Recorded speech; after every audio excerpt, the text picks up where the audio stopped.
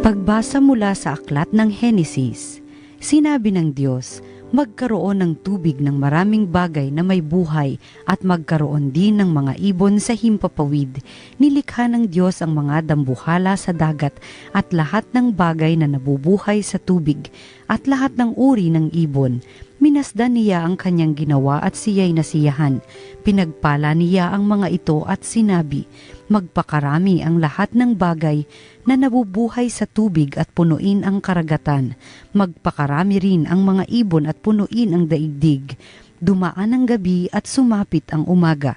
Iyon ang ikalimang araw. Sinabi ng Diyos, magkaroon ng lahat ng uri ng hayop sa lupa, maamo, maiilap, malalaki at maliliit, at gayon nga ang nangyari. Nilikha nga niya ang lahat ng ito at siya'y lubos na nasiyahan nang mamasdan ang mga ito. Pagkatapos likhain ang lahat ng ito, sinabi ng Diyos, ngayon, lalangin natin ang tao, ating gagawin siyang kalarawan natin. Siya ang mamamahala sa mga isda, mga ibon at lahat ng hayop, maging maamo o mailap, malaki o maliit. Nilalangan ng Diyos ang tao ayon sa kanyang larawan. Lumalang siya ng isang lalaki at isang babae, at sila'y pinagpala. Wika niya, magpakarami kayo at punuin ng inyong mga supling ang buong daigdig at pamahalaan ito. Binibigyan ko kayo ng kapangyarihan sa mga isda, sa mga ibon, at sa lahat ng maiilap na hayop, maging malalaki o maliliit. Bibigyan ko rin kayo ng lahat ng uri ng butil at mga bungang kahoy na inyong makakain. Ang lahat ng halamang luntian ay ibibigay ko naman sa maiilap na hayop, malaki man o maliit, at sa lahat ng mga ibon. At ito nga ang nangyari. Pinagmasdan ng Diyos ang lahat niyang ginawa at lubos siyang nasiyahan. Dumaan ang gabi at sumapit ang umaga. Ito ang ika-6 na araw. Gayon nilikha ng Diyos ang lupa, ang langit at lahat ng bagay na naroroon. Sa loob ng 6 na araw, tinapos niyang likhain ang lahat ng ito at siya'y nagpahinga sa ika-7 araw. Pinagpala niya ang ika-7 araw at itinangi, sapagkat sa araw na ito siya nagpahinga matapos likhain ang lahat. Ganito ang pagkalikha sa lupa at sa langit. Ang salita ng Diyos. Salamat sa Diyos.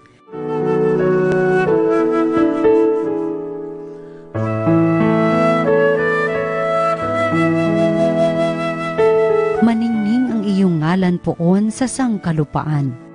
Ang likha mong langit kung aking pagmasdan, pati mga tala, bituin at buwan, ano nga ang tao upang iyong alalahanin, ay ano nga siya na sukat mong kalingain. Maningning ang iyong ngalan poon sa sangkalupaan. Nilikha mo siya na halos kapantay ng iyong luningning at kadakilaan, pinamahala mo sa buong daigdig sa lahat ng bagay malakit maliit. Maningning ang iyong ngalan poon sa sangkalupaan. Mga baka tupa, hayop na mabangis at lahat ng ibong nasa himpapawid at maging sa isda sa lalim ng tubig. Maningning ang iyong ngalan poon sa sangkalupaan.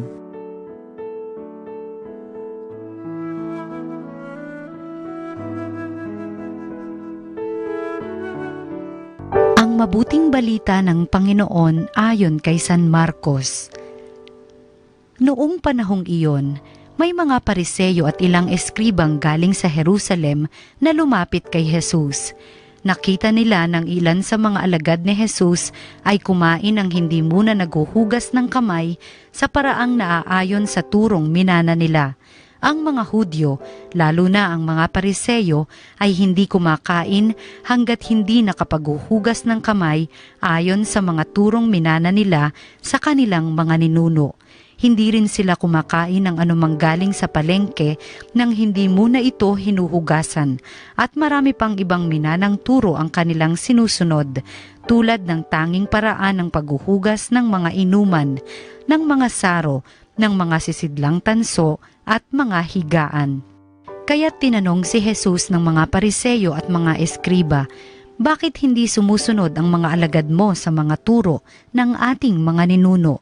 Kumain sila ng hindi man lamang naghuhugas ng kamay ayon sa paraang iniutos. Sinagot sila ni Jesus, Tama ang hula ni Isaías tungkol sa inyo. Mapagpaimbabaw nga kayo, gaya ng kanyang isinulat. Paggalang na handog sa akin ng bayan ko'y paimbabaw lamang, sapagkat sa bibig at hindi sa puso ito bumubukal. Pagpurit pagsambang ginagawa nilang walang kabuluhan. Ang utos ng tao ay itinuturong utos ng may kapal. Niwawalang kabuluhan nga ninyo ang utos ng Diyos, at ang sinusunod ninyo'y ang turo ng tao. Sinabi pa ni Jesus, kay husay ng paraan ninyo sa pagpapawalang bisa sa utos ng Diyos, masunod lamang ninyo ang mga turong minana ninyo. Tulad nito, iniutos ni Moises, igalang mo ang iyong ama't ina, ang magsalita ng masama sa kanyang ama o ina ay dapat mamatay. Ngunit itinuturo ninyo, kapag sinabi ng isang tao sa kanyang ama o ina, ang anumang maitutulong ko sa inyo ay korban. Alalaong bagay inihahain ko ito sa Diyos. Hindi na ninyo siya pinahihintulutang tumulong sa kanyang ama o ina. Sa ganitong paraay, niwawalang kabuluhan ninyo ang salita ng Diyos sa pamamagitan ng mga turong minana ninyo. At marami pang bagay na tulad nito ang ginagawa ninyo. Ang mabuting balita ng Panginoon. Pinupuri ka namin, Panginoong Hesukristo. Isang pinagpalang Martes po sa ating lahat. Ngayong araw pong ito, sa ating pong ebanghelyo, tila ba meron pong kontrobersiya na parabang sinasabing ang batas ng tao at ang batas ng Diyos ay medyo nagkakalaban, medyo merong hindi pagkakaunawaan. Meron po nagsabi na ang mga bagay na legal, hindi lahat yan ay moral, at hindi lahat ng mga moral ay mga bagay na legal. Ibig sabihin po, may mga batas po ang tao na minsan ay taliwas sa batas ng Diyos. Halimbawa po, ngayon po, sa batas ng tao, may mga bansa at nakalungkot mong sabihin, may mga mamabatas na gusto na ipatupad ang pagpatay ng tao. Yun pong capital punishment o death penalty. Sa kalooban ng Diyos, huwag kang papatay. Ito po ay hindi maayos. Sa atin pong mga tao, importante po na ang buhay, sabi ng Diyos, ang buhay ay iyong pangalagaan. Pero nakalungkot man, may mga batas po sa buong mundo na legal ang abortion, ang pagkitil ng bata sa loob ng sinapupunan ng kanyang nanay. Kung kaya nga po nakalungkot, minsan may mga batas ang mundo na taliwas po sa batas ng Diyos o sa kalooban ng Diyos. Kailan at paano nga ba ito nangyari? Ang dahilan po kasi, mayroon daw mga tao na iba ang kailang pangunawa at pagkilala sa Diyos. At may mga tao din na hindi naman naniniwala sa Diyos. At ang painiwalang ito, sabi, dahil nga ang bansa at ang batas ay para sa lahat, edi ihiwalay na lang ang relihiyon sa atin pong mga batas. Nang sa gayon ay walang mga taong mas nagasaan. Yung mga taong ayaw naman ng maniwala sa Diyos, yung mga taong iba-iba ang painiwala sa Diyos para huwag daw magkaaway-away. Nang sa gayon, ang ginawa po nila, inhiwalay ngayon ang batas ng tao at ang batas ng Diyos. Nakakalungkot mang sabihin dahil po dito, saan ba ngayon naging nakabatay ang batas ng tao? Kung dati po, ang batas po ng mundo, batas po ng tao ay nakasandal o nakasalig po sa kalooban ng Diyos. Alam po natin yan na sa buong mundo, ang mga batas po nung pasimula pa ay batay po sa pananampalataya, sa takot sa Diyos, sa respeto sa kanyang kapwa. Ngayon po, dahil sa inhiwalay na ang mga bagay na ito sa Diyos, ang naging batayan po ng batas ng tao ay tao mismo. Kung sino ang nasa kapangyarihan, kung sino ang malakas ang boses, kung sino ang may pera. Dahil po diyan, nabaluktot ang mga batas, batay po sa kagustuhan at kalooban ng mga taong mayroong kapangyarihan, mayroong posisyon, mayroon pong kayamanan. Kung kaya may mga tao pong medyo naging biktima ng mga batas na ito, ng mga tao pong nasa kapangyarihan. Mga minamahal na kapatid, ito po ay paala po sa atin kung bakit po napaka-importante na ang ating mga batas, ang ating mga desisyon, ang ating kalooban ay nakasandal at nakabatay sa kalooban ng Diyos. Hanggat hindi po nakabatay ang ating mga ginagawa bilang isang pamilya, isang komunidad, isang grupo, kung hindi po nakabatay sa kalooban ng Diyos ang ating pong ginagawa, sigurado po yan, magkakanya-kanya po tayo. At ang madalas, kung sino yung malakas, makapangyarihan, may kaya, sila yung bida. At sino yung mga may liit, sila ang walang boses. Kung sinong may hina, sila ang kawawa doon sa batas. Mga minamahal, ang Diyos, ang hangad lang po ay ang kabutihan ng sangnilikha. Nawa po, huwag tayong makalimot. Nawa ang ating mga ginagawa, ang ating mga batas, ang ating pong mga sinusundan sa mundong ito ay nakabatay at nakasalalay sa kalooban ng Diyos. Dahil kung hindi, tayo rin po ang may biktima ng mga taong umaabuso sa kapangyarihan.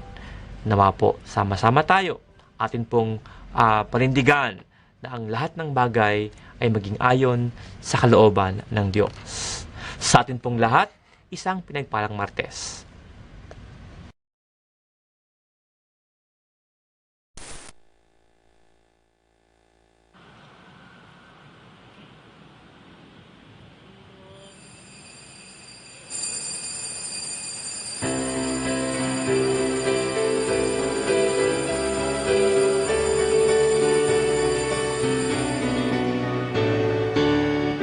Ang tinawag ng Ama ay Jesucristo upang maging sambayanan ng mga taong may kaganapan ng buhay. Sumasaksi sa paghahari ng Diyos nagsasabuhay ng misteryong Pascual sa kapangyarihan ng Espiritu Santo. Kasama ang mahal na ina, ang Birheng Maria.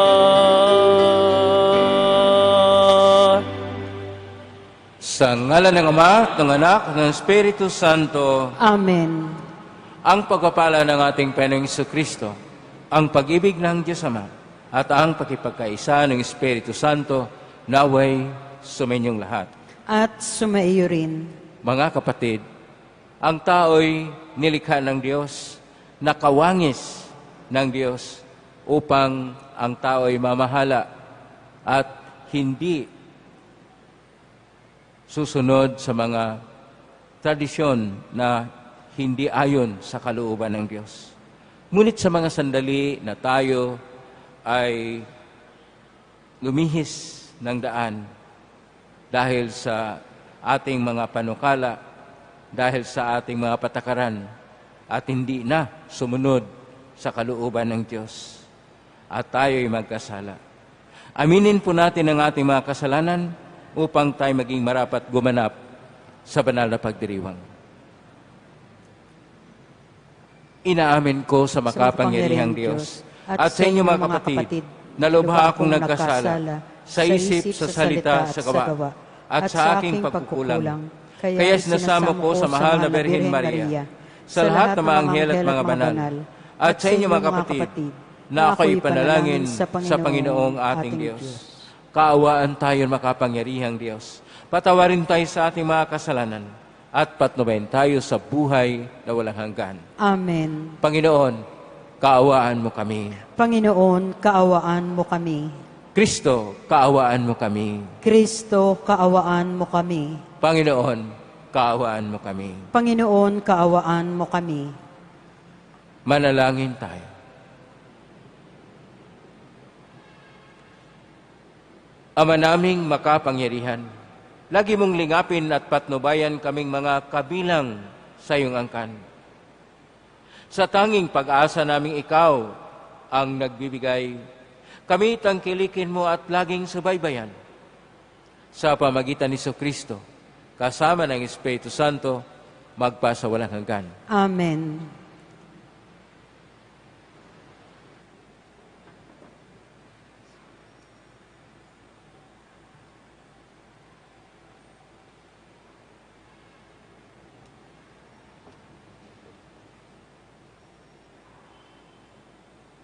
Pagbasa mula sa aklat ng Henesis. Sinabi ng Diyos, magkaroon sa tubig ng maraming bagay na may buhay, at magkaroon din ng mga ibon sa himpapawid. Nilikha ng Diyos ang mga dambuhala sa dagat at lahat ng bagay na nabubuhay sa tubig at lahat ng uri ng ibon. Minasdan niya ang kanyang ginawa at siya'y nasiyahan. Pinagpala niya ang mga ito at sinabi, magpakarami ang lahat ng bagay na nabubuhay sa tubig at punuin ang karagatan. Magpakarami rin ang mga ibon at punuin ang daigdig. Dumaan ang gabi at sumapit ang umaga. Iyon ang ikalimang araw. Sinabi ng Diyos, magkaroon ng lahat ng uri ng hayop sa lupa, maaamo, maiilap, malalaki at maliliit. At gayon nga ang nangyari. Nilikha nga niya ang lahat ng ito, at siya'y lubos na nasiyahan nang mamasdan ang mga ito. Pagkatapos likhain ang lahat ng ito, sinabi ng Diyos, ngayon, lalalangin natin ang tao. Ating gagawin siyang kalarawan natin. Siya ang mamamahala sa mga isda, mga ibon, at lahat ng hayop, maging maamo o mailap, malaki o maliit. Nilalangan ng Diyos ang tao ayon sa kanyang larawan. Lumalang siya ng isang lalaki at isang babae, at sila'y pinagpala. Wika niya, magpakarami kayo at punuin ang inyong mga supling ang buong daigdig at pamahalaan ito. Binibigyan ko kayo ng kapangyarihan sa mga isda, sa mga ibon, at sa lahat ng maiilap na hayop, maging malalaki o maliliit. Bibigyan ko rin kayo ng lahat ng uri ng butil at mga bungang kahoy na inyong makakain. Ang lahat ng halamang luntian ay ibibigay ko naman sa maiilap na hayop, malaki man o maliit, at sa lahat ng mga ibon. At ito nga ang nangyari. Pinagmasdan ng Diyos ang lahat niyang ginawa, at lubos siyang nasiyahan. Dumaan ang gabi at sumapit ang umaga. Ito ang ika-6 na araw. Gayon nilikha ng Diyos ang lupa, ang langit, at lahat ng bagay na naroroon. Sa loob ng 6 na araw, tinapos niyang likain ang lahat ng ito, at siya'y nagpahinga sa ika-7 araw. Pinagpala niya ang ika-7 araw at itinangi, sapagkat sa araw na ito, siya'y nagpahinga matapos likain ang lahat. Ganito ang pagkalikha sa lupa at sa langit. Ang salita ng Diyos. Salamat sa Diyos.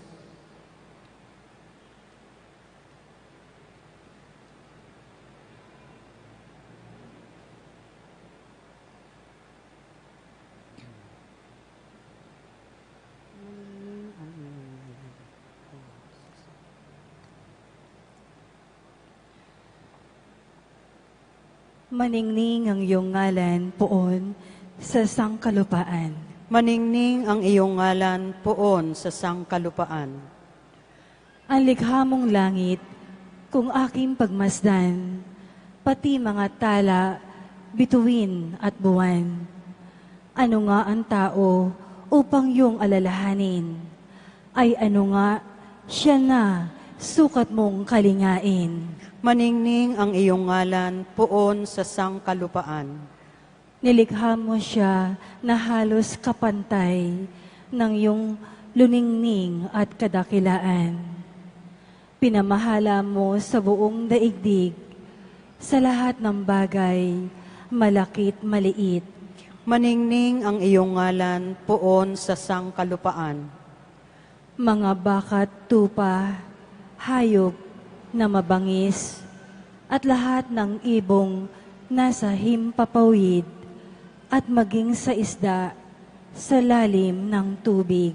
Maningning ang iyong ngalan poon sa sangkalupaan.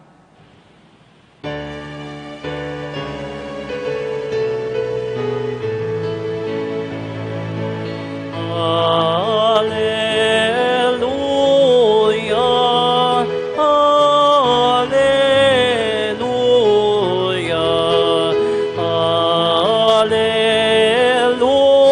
hallelujah, hallelujah.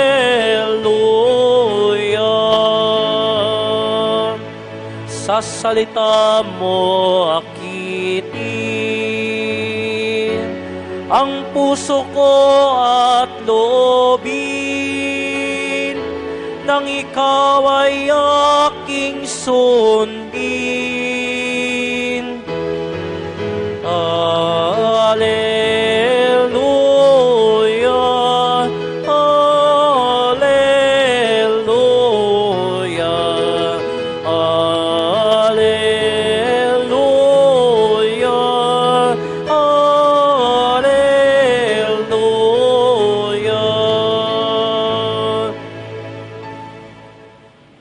Sumainyo ang Panginoon. At sumaiyo rin. Ang mabuting balita ng Panginoon ayon kay San Marcos. Papuri sa iyo, Panginoon. Noong panahong iyon, may mga Parisiyo at ilang iskribang galing sa Jerusalem at lumapit kay Jesus. Nakita nila ng ilan sa mga alagad ni Jesus ay kumain ng hindi muna naguhugas ng kamay sa paraang naaayon sa turong minana nila. Ang mga Hudyo, lalo na mga Parisiyo, ay hindi kumakain hanggat hindi nakapaghuhugas ng kamay ayon sa mga turong minana nila sa kanilang mga ninuno. Hindi rin sila kumakain ng anumang galing sa palengke nang hindi muna ito hinuhugasan. At marami pang ibang minanang turo ng kanilang sinusunod, tulad ng tanging paraan ng paghuhugas ng mga inuman, ng mga saro, at mga sisidlang tanso at mga higaan. Kaya tinanong si Jesus ng mga Parisiyo at mga iskriba, bakit hindi sumusunod ang mga alagad mo sa mga turo ng ating mga ninuno? Kumain sila ng hindi man lamang naghugas ng kamay ayon sa paraang iniutos. Sinagot sila ni Jesus, tama ang hula ni Isaias tungkol sa inyo. Mapagpaimbabaw nga kayo, gaya ng kanyang isinulat. Pagalang nahandog sa akin ng bayang ko'y paimbabaw lamang, sapagkat sa bibig at hindi sa puso ito bumubukal. Pagpupurit, pagsambang ginagawa nila'y walang kabuluhan. Ang utos ng tao ay itinuturong utos ng may kapal. Ni walang kabuluhan nga ninyo ang utos ng Diyos, at ang sinusunod ninyo'y ang turo ng tao. Sinabi pa ni Jesus, kay husay ng paraan ninyo sa pagpapawalang bisa sa utos ng Diyos, masunod lamang ninyo ang mga turong minana ninyo. Tulad nito, iniutos ni Moises, igalang mo ang iyong ama't ina, at ang magsasalita ng masama sa kanyang ama o ina ay dapat mamatay. Ngunit itinuturo ninyo, kapag sinabi ng isang tao sa kanyang ama o ina, ang anumang maitutulong ko sa inyo ay kurban, alalang bagay, inihain ko ito sa Diyos. Hindi na ninyo siya pinahintulutang tumulong sa kanyang ama o ina. Sa ganitong paraay, Niwalang kabuluhan ninyo ang salita ng Diyos sa pamagitan ng mga turong minana ninyo at marami pang bagay na tulad nito ang ginagawa ninyo. Ang mabuting balita ng Panginoon. Pinupuri ka namin, Panginoong Heso Kristo. Magandang hapon po, mga kapatid ko ni Kristo. Pakisabi sa mga katabi nyo, magandang hapon. Para po sa mga nanood sa TV Maria at nag-live streaming sa Facebook at social network, magandang hapon sa inyong lahat. Ang atin pong mga pagbasa ngayon ay tungkol sa pagkilala sa tunay na tunguhin ng Diyos. At ang pagkilala natin, mapagpaimbabaw ba o tunay? Yun ang dalawa. Ang tunay na tunguhin, bakit inilikha ng Diyos ang lahat, ay upang ang tao ay mamamahala at upang ang Diyos ay mabigyan ng pupupuri at pupugay sa lahat niyang mga nilikha na mga magagandang bagay. Mula sa pinakamaliit na nilikha ng Diyos na hayop man, taniman, o material na bagay sa mundo at universo, hanggang sa pinakadambuhala o pinakamalaki. Ito ay may kabuluhan dahil ito ay ginagawa ng Diyos para sa pagpupuri at pagpupugay sa Kanya at kilalanin ng tao. Ang tao lamang ang siyang may kakayahan at ang tao lamang ang siyang katiwala na may sapat na karunungan upang kilalanin ng tao na sa kabila ng nilikha ay nariyan ang tagapaglikha. Behind the creatures and creation is the Creator God. Ito yung dapat makita. At ang lahat ng mga nilikha ng Diyos, lalo na ang tao, ay may kanya-kanyang kabuluhan. Una, ang mga hayop, ang mga tanim, ay dapat sasagana. Ganon din dapat ang tao. At hindi dapat pigilin ang pagparami nito, sapagkat iyan ang kalooban ng Diyos. Kung sino mang pumipigil nito, kung ang pagpigil man ay sa paraan ng pagpatay, o paraan na hindi na magiging tao pa dahil sa paggamit ng mga artipisyal na mga bagay-bagay, mga medisina o mga paraan, hindi na po yan ang kalooban ng Diyos. Dahil nakikita sa tao ang Diyos. Bakit po? Sa atin pong unang pagbasa, aklat ng Henesis, Kabanata 1, talata 26, ang tao'y nilikha na larawan ng Diyos. Image of God. Silim sa original na pagkasulat sa Hebreo. Ang silim ay hindi lang po imahin.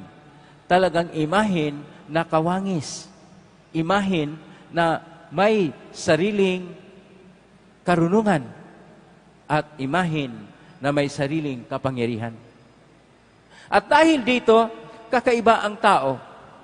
Dapat kanya ring alamin na mayroong Diyos at baka nakalimutan na niya na siya ay nilikha lang. Kasi may mga tao na akala nila may kapangyarihan nga sila, may karunungan na sila, at malaya na pagpasya, free will, malaya na pagpasya. Akala nila sa lahat ng kailang gawin ay dapat malaya sila sa pagpasya at paggawa. At nakalimutan na nila na mayroong Diyos. At dahil dito, ang tao ay gumagawa ng mga tradisyon, mga paraan. At itong mga tradisyon at mga paraan, kuminsan salungat pa sa kalooban ng Diyos. O maski halimbawa, mga tradisyon, mga patakaran, mga batas na ayon sa kalooban ng Diyos, pero pinapairal ito ng tao. At mas makapangyarihan pa ang batas. At ginawa pang makapangyarihan ang mga patakaran ng tao, na ang tradisyon ng tao, kaysa Diyos at sa kautusan ng Diyos. Dito natin dapat tingnan ang ating Ebanghelyo ni San Marcos, Kabanata 7, talata 1 hanggang 13. Dahil itong mga Parisiyo at mga Eskriba, mula pa sa Jerusalem, nagpunta sila sa ating Panginoon sa may Capernaum. Ito ay malayo, higit po ng 100 na milya, pinupuntahan lang doon upang magmanman. Kasi mayroong mga tao na magmanman. At ang ating Panginoon Jesucristo, isang propita, nagsabi ng totoo. Ang lahat naman nagsabi ng totoo, minamanmanan kasi, binabantayan ng mga taong gumagawa ng mali. At ang binabantayan nila ang mga alagad ng ating Panginoon, ang mga apostol. Dahil kumain sila, bago pa man sila gumawa ng tradisyonal na paghuhugas. Naghugas, ibig sabihin, naghugas sila ng kamay, pero hindi ayon sa tradisyon. Sa tradisyon kasi ng mga Hudyo, dapat magdasal sila habang naghuhugas. At sila ay yuyuko ng ilang beses na pagpupugay kay Yahweh. At dapat ito ay naaayon sa tradisyon bago pa man sila magtapos ng paghugas mula sa daliri hanggang sa siko ng kanilang kamay. At ito'y hindi ginagawa ng mga mangingisda na mga alagad, ng isang tagapagsingil ng buwis na alagad, na isang, napakarami kasi itong 12 yung alagad nating Panginoon na hindi sumusunod sa tradisyon ng mga Parisiyo at mga Sadusiyo. At ito na ang sinasabi ng Parisiyo at Eskriba. Bakit hindi sumusunod ang mga alagad mo sa turo ng ating mga ninuno? Akala nila yun na ang mahalaga. Kaya sinabi kaagad ng Panginoon sa ating Ebanghelyo na sa versikulo 6, Kapitulo 7, Ebanghelyo ni San Marcos, sabi niya, tama ang hula ni Isaias sa inyo, mapag-imbabaw nga kayo, gaya ng sinulat, paggalang na handog sa akin ang bayan, ko'y paimbabaw lamang sapagkat sa bibig at hindi sa puso ko bumubukal. Ito ay mula sa aklat ni Propeta Isaiah, Kabanata 9, talata 21 at sumusunod. At ito palagi ang tinitingnan natin. Mas binibigyan pa nating halaga ang batas, ang patakaran. Mas binibigyan pa natin ang interes ng ilan. Ang interes ng ilan, sige, ipataw natin ang death penalty. At mayroon pang matanyag na tao na ginagamit ang Biblia para lang ipahayag yung death penalty na salungat naman yan sa kalooban ng Diyos. Yon ang makita natin sa ating mga pagbasa na mayroon tayong mga patakaran, mayroon tayong mga batas na kahit salungat sa kalooban ng Diyos, ipinairal natin na ito ay dapat gawin. Kaya pag tingnan natin sa aklat ng Exodus Kapitulo 20 at sa aklat ng Deuteronomio Kapitulo 5, malinaw na malinaw na ang tao'y sabi, huwag kang pumatay. Huwag kang magnanakaw. Huwag kang mangalunya. Huwag kang magsinungaling. Lahat na. Pagkatapos mayroon pang sabi doon na igalang mo yung ina at ama. Ngayon, sinasabi ng ating Panginoon, kuminsan ito ay gumagawa ng napakahusay ng mga tao sa paraan ng pagwalang bisa ang utos ng Diyos. Kung ang isang mana ay sasabihin na, ito, hindi na para sa pagsuporta sa inyo, pagtanda ninyo, ialay ko ito sa templo at maging kurban. Yun nga ang kurban, pag-alay sa templo. Hindi na po mapakinabangan ang inaalay sa templo dahil kurban o alay na para sa templo. Dahil ginagamit kong minsan ang mga tradisyon, ang mga patakaran, ang mga utos upang iwalang bisa ang tunay na kalooban ng Diyos, ang kanyang tunay na utos. Kailangan natin na tingnan ang tunay na utos ng Diyos upang hindi tayo mapang-ibabaw, upang tayo maging tunay na mga lingkod niya. Tayo ay mga lingkod lamang at katiwala ng Diyos sa mundong ibabaw. Ang tao ay walang karapatang sumisira sa lahat ng nilikha ng Diyos o pumapatay ng tao dahil ang buhay ng tao ay galing ng Diyos. Diyos lang ang may karapatan ng buhay ng tao. Lahat ng mga pumapatay at gumagawa nito ay nagkasala. At lahat ng mga nagsasabi, ito ay hindi na para sa pagsuporta sa inyo dahil ito ialay namin sa templo. Kahit na yon ang templo para sa Diyos.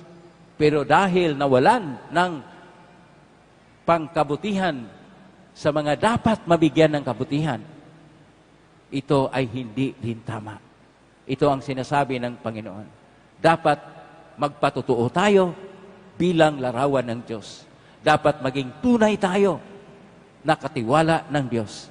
Dapat ating isabuhay ang katarungan, ang pag-ibig, ang isang kapayapaan na nababatay sa kalooban ng Diyos. Ang mga paraan ng ating mga pagkilos, pagdasal at panalangin, ang ating paraan ng komunikasyon na dapat ayon sa kalooban ng Diyos. Suriin po natin ang ating sarili. Tayo ba ay naayon sa kalooban ng Diyos?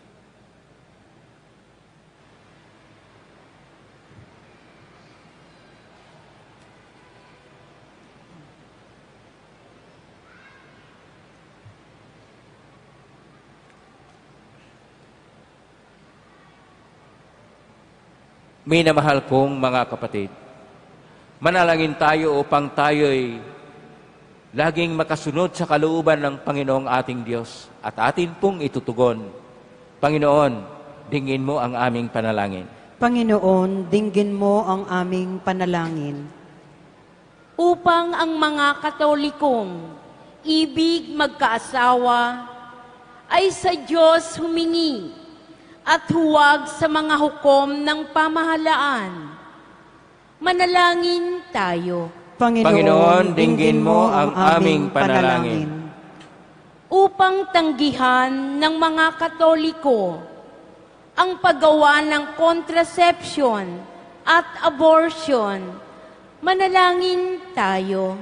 Panginoon, dinggin mo ang aming panalangin. Upang tayong mga Katoliko ay huwag maniniwala sa mga manghuhula at nagpapasugal, manalangin tayo. Panginoon, dinggin mo ang aming panalangin. Upang pahalagahan ng mga nagsisimba ang pag-ibig at pagtulong sa mga kapuspalad, manalangin tayo. Panginoon, dinggin mo ang aming panalangin. Ama naming mapagmahal, ang aming iniisip, sinasabi at ginagawa ay tunay nawang ikararangal mo at ni Kristong aming Panginoon. Amen.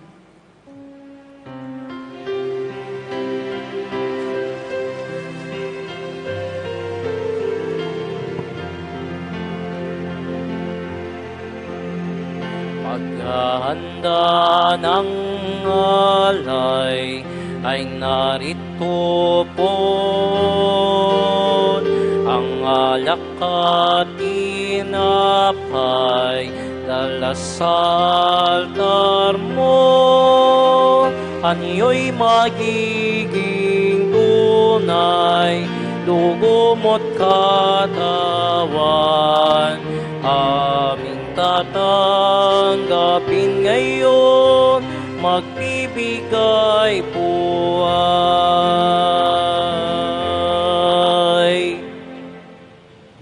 Manalangin kayo mga kapatid upang ang paghahain natin ay kalugdan ng Diyos amang makapangyarihan. Tanggapin nawa ng Panginoon itong paghahain sa iyong mga kamay, sa kapurihan niya at karangalan, sa ating kapakinabangan at sa buong sambayanan niyang banal. Ama naming lumikha, ang pagkait inuming narito ay iyong ginawa upang mapalakas kaming mga mahihina. Ipagkaloob mong ito ay aming mapagsaluhan bilang pakikinabang sa buhay mong pangmakilanman sa pamagitan ni Kristo, kasama ng Espiritu Santo, magpas sa walang hanggan. Amen. Sumainyo ang Panginoon. At sumaiyo rin. Itaas sa Diyos ang inyong puso at diwa. Itinaas na namin sa Panginoon. Pasalamatan natin ang Panginoong ating Diyos. Marapat na siya ay pasalamatan. Ama naming makapangyarihan, tunay ngang marapat na ikay aming pasalamatan. Sa iyong paglingap at kaganang loob ang tao'y nilikha mo't pinangasiwa sa sansinukob. Sangad mong siya'y iwas nung lubos, siya'y pinagdusa mo sa kanyang pagtalikod. Sa iyong pagiliw, iyong ipinahintulot na makabalik siya sa pamamagitan ni Kristo Jesus. Kaya kaisa ng anghel nagsisiawit ng papuri sa iyo. Nang walang umpay sa kalangitan, kami nagbubunyi sa kadakilaan.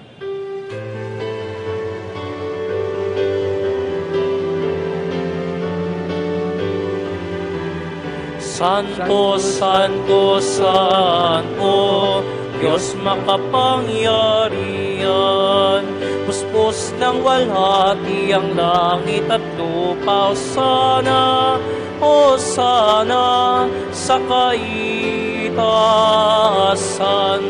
pinagpalang narito sa ngalan ng Panginoon. Hosana sa kaitaasan, Hosana sa kaitaasan.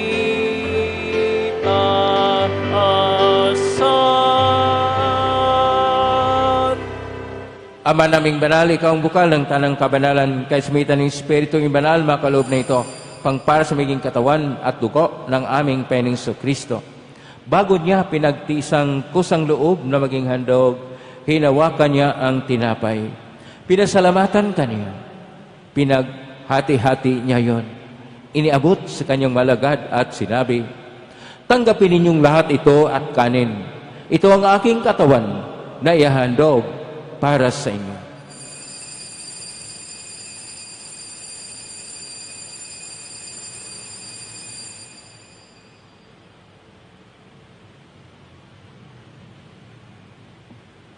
Gayon din naman nung matapos ang hapunan, hinawakan niya ang kalis.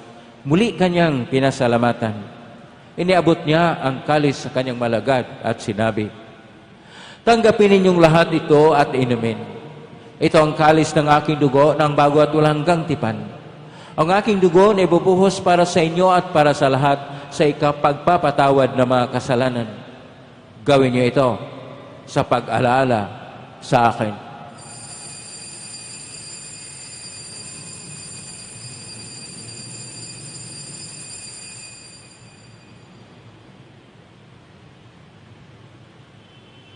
Ang misteryo ng pananampalataya.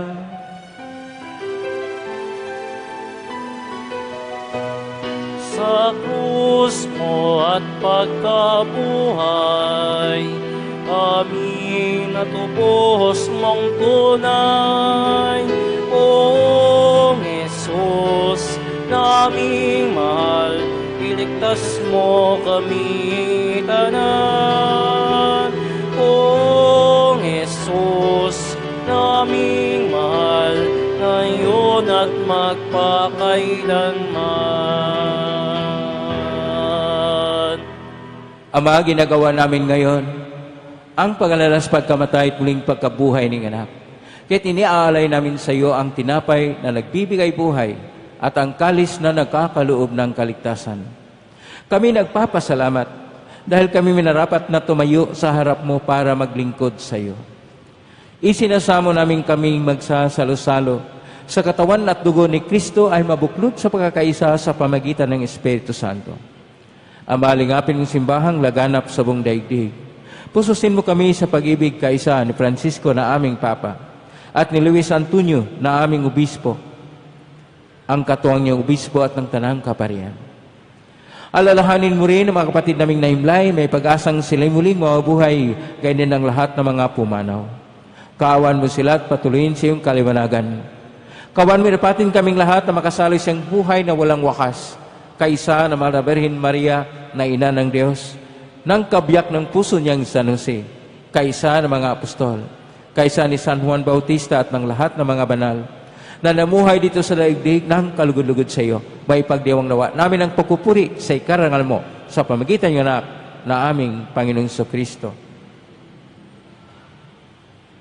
Sa pamamagitan ni Kristo, kasama niya at sa Kanya, ang lahat ng parangal at papuri ay sa iyo, Diyos Amang makapangyarihan, kasama ng Espiritu Santo, magpasawalang hanggan.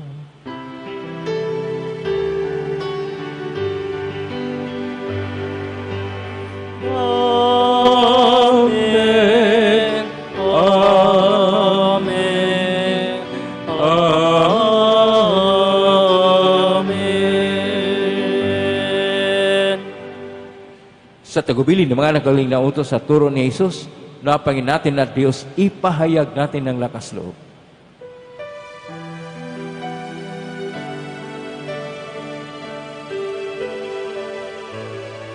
Ama namin, sumasalangit ka, sambahin ang ngalan mo,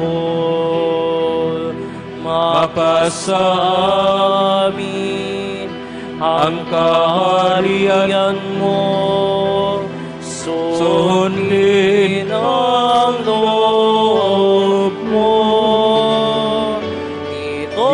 Sa lupa para ng sa langit, bigyan mo po kami ngayon ng aming kakanin sa araw-araw at patawarin mo kami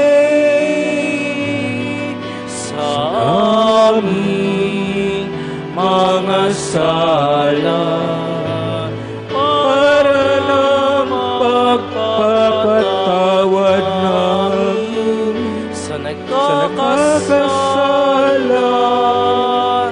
sa amin, at huwag mo kaming ipahintulot sa tukso,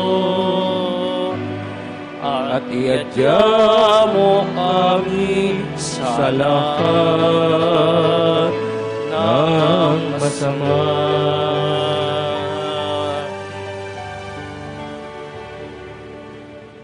Hiniling namin kami iadya sa lahat ng masama. Pagkaluban ng kapayapaan araw-araw, iligtas sa kasalanan at ilaisalat ng kapahamakan. Samantalang aming pinanabikan ng dakilang araw ng pagpapahayag ng tagapagligtas naming si Jesucristo. Sapagkat iyo ang kaharian at ang kapangyarihan at ang kapurihan magpakailanman. Amen. Panginoong Jesucristo, sinabi mo sa mga apostol, kapayapaan ang iniiwan ko sa inyo. Ang aking kapayapaan ang ibinibigay ko sa inyo. Tunghin mo ang aming panampalataya at ang aming pagkakasala. Pagkalooban mo kami ng kapayapaan at pagkakaisa ayon sa iyong kalooban, kasama ng Espiritu Santo, magpasa walang hanggan. Amen. Ang kapayapaan ng Panginoon ay laging sumainyo. At sumaiyo rin. Magbigayin kayo ng kapayapaan sa isa't isa. Kapayapaan.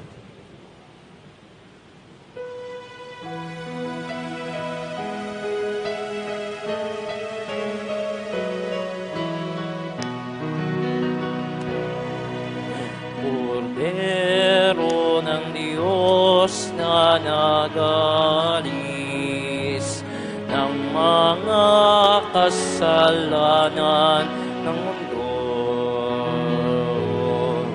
Maawa ka sa amin, Kordero ng Diyos, maawa ka. Kordero ng Diyos na nagalis ng mga kasalanan ng mundo. Maawa ka sa amin, Kordero ng Diyos, maawa ka.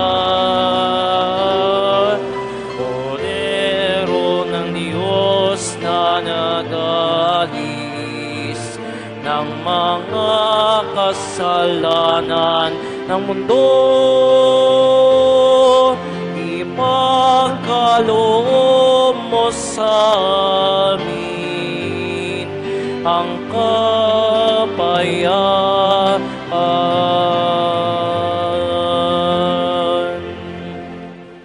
Ito ang Kordero ng Diyos. Ito ang nag-aalis na makasalanan ng sanlibutan.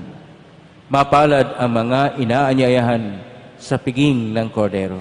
Panginoon, hindi ako karapat-dapat na magpatuloy sa iyo, ngunit sa isang salita mo lamang ay gagaling na ako.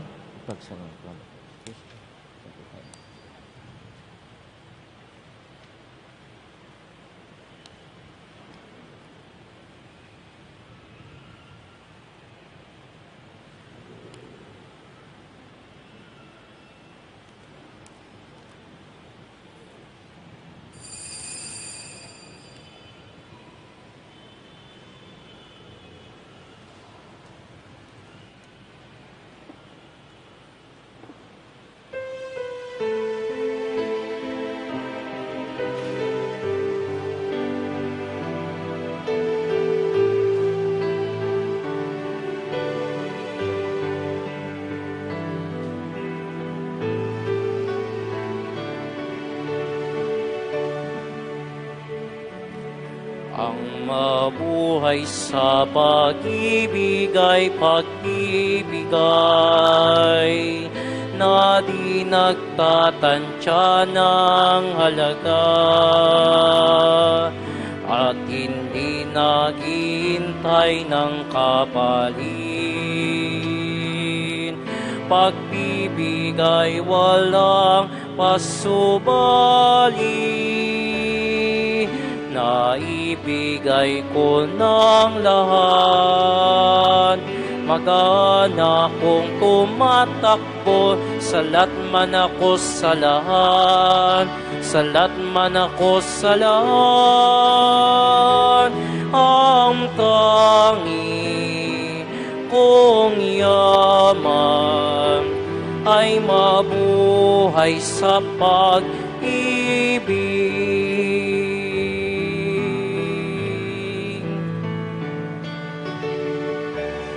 Ang mabuhay sa pag-ibig ay paglalayag, na hantong ay payapan, may galang sa maalam na udyok ng pag-ibig. Hinahanap kita sa aking kapwa, at siyang tanging tumatanglaw. Bituin sa kipatnubay, iwas sa paglalakbay, sandikan lakas at tibay. Laging awin ang sagisang na mabuhay sa pag-ibig.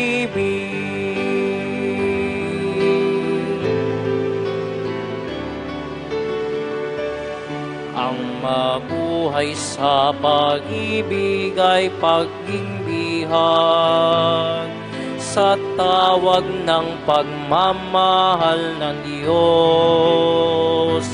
Papawin niyang lahat ang pag-ibig. sa gunitadas ay limutin. Sisid lang putik man ako, kayamanan ka ng puso ko, ang gantimpala ko'y ikaw, pag-asang natatanaw,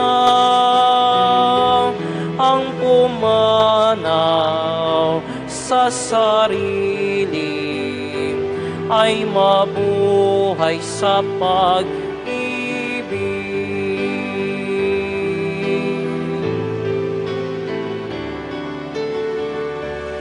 Ang mabuhay sa pag-ibig ay magbibigay na di nagtatansya ng halaga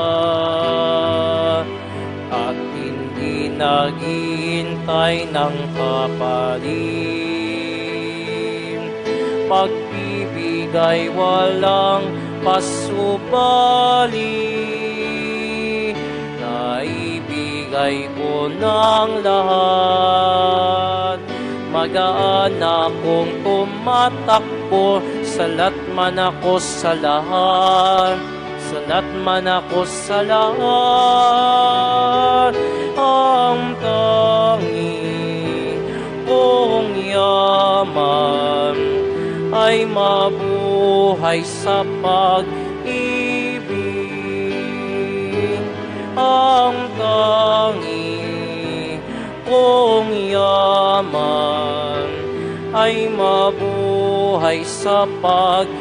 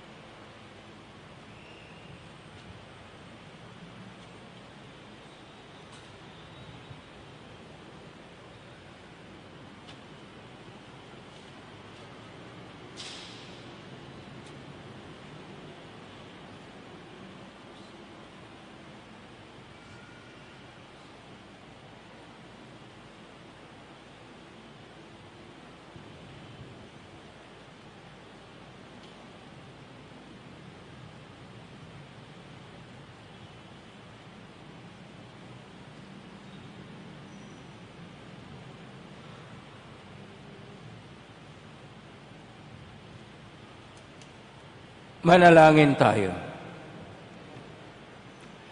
Ama naming mapagmahal, sa pagkait inuming pagkakaisa ang ibinibigay, kami niloob mong makapakinabang.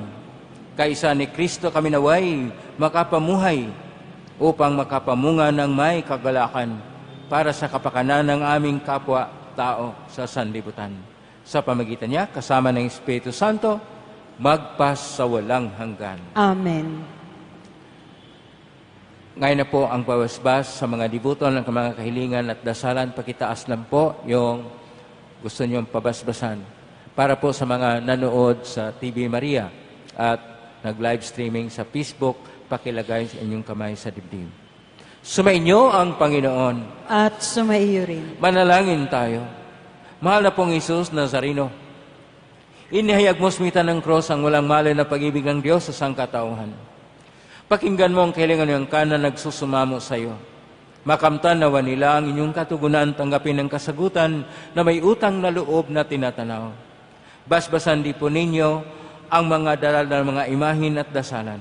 Sa pamagitan ng bendisyon na ito, naway, maalala nila ang pangako lang sa binyag na ikaw ikling ibigin at paglilingkuran bilang Panginoon magpasawalang hanggan. Amen. At pagpalain kayo makapangyarihang Diyos, Ama at Anak at Espiritu Santo. Amen. Tapos ng banal na misa, may kayong mapayapa, taglay ang pag-ibig ng Diyos. Salamat sa Diyos. Purihin natin pong Jesus Nazareno.